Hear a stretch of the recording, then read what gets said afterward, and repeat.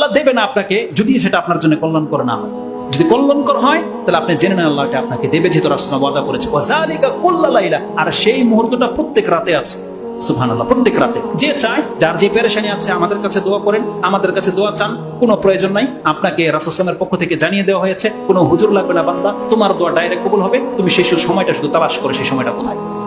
ইমাম মুসলিম হাদিসটাকে কোট করেছেন, হাদিস হচ্ছে 1655 এবং 1656। কিন্তু আমরা জানি সেই সময়টা কখন, আমাদেরকে এটাও জানিয়ে দেওয়া হয়েছে। এখানে তো উল্লেখ করা হয়নি, কিন্তু আরেকটা হাদিসে এটা উল্লেখ করে দেওয়া হয়েছে, সেটা তার পরের হাদিসই পাবেন 1657, 56, 55, 56, 57। 17 নম্বর হাদিসে আবু হুরায়রা রাদিয়াল্লাহু তাআলা আনহু থেকে বর্ণনা করা হয়েছে, রাসূলুল্লাহ সাল্লাল্লাহু আলাইহি ওয়াসাল্লাম তিনি বলছেন, কালা ইয়ানজিলু রাব্বুনা তাবারাকা ওয়া তাআলা ফি কুল্লি লাইলাতিন ইলা সামাই দুনিয়া হিনা ইয়াবকা সুলুসুল লাইলিল আখিরা।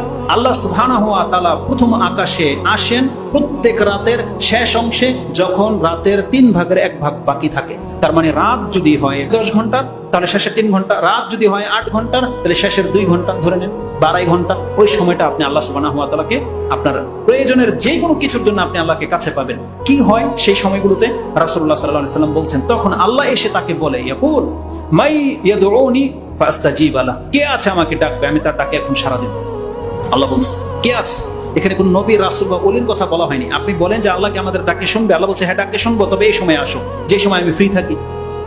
অনেক শেখের আপনি বলেন সে কখন আপনি ফ্রি থাকেন, আপনাকে তখন কল দেবো। আল্লাহ বলছেন বান্দা আমি রাতের শেষ অংশে ফ্রি, আসো আমাকে কল দাও, আসো আমার সাথে কথা বলো। তাহলে আপনি যান আল্লাহর সাথে ভিজিট করে। সুবহানাল্লাহ।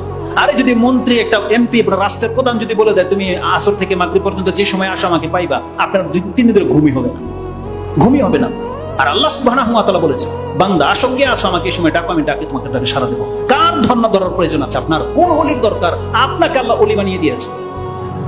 আল্লাহ বলেছে শুধু বলে এই সময় তুমি আসো, তোমাকে পারমিশন দিয়ে দেওয়া হলো। সুবহানাল্লাহ। আমাদের ধর্মের বর্ণনার সাথে আমাদের চরিত্রের কোনো মিল নাই, অথচ হাদিস মুসলিমে আছে। আল্লাহ আমাদেরকে তৌফিক দান করুন। আল্লাহু আকবার, ইয়া রাব্বুল আলামিন। আল্লাহ সুবহানাহু ওয়া তাআলা যে আমাকে ডাকো, আমি তার ডাকে সাড়া দেব। কে আছে?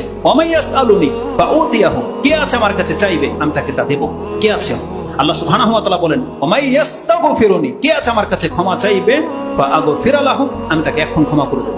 আল্লাহু আকবার। তাহলে সেই সময়টা কখন? সুলুসুল লাইলিল আখিরা, ইয়াবকা সুলুসুল লাইলিল আখিরা, রাতের 3য় অংশ, শেষ 3য় অংশ। এই সময়টাতে কবুল হয়। কেন এতগুলো কথা বললাম? এটা হচ্ছে শুধুমাত্র আপনাকে বোঝানোর জন্য যে সবকিছুর শেষ হচ্ছে গুরুত্বপূর্ণ। তেমনি রমজান মাস নিয়ে যদি আমরা কথা বলবো, শেষ দশক, এই শেষ দশক কিভাবে গুরুত্বপূর্ণ, 2টা পয়েন্ট আমি আপনাকে বলবো। এক,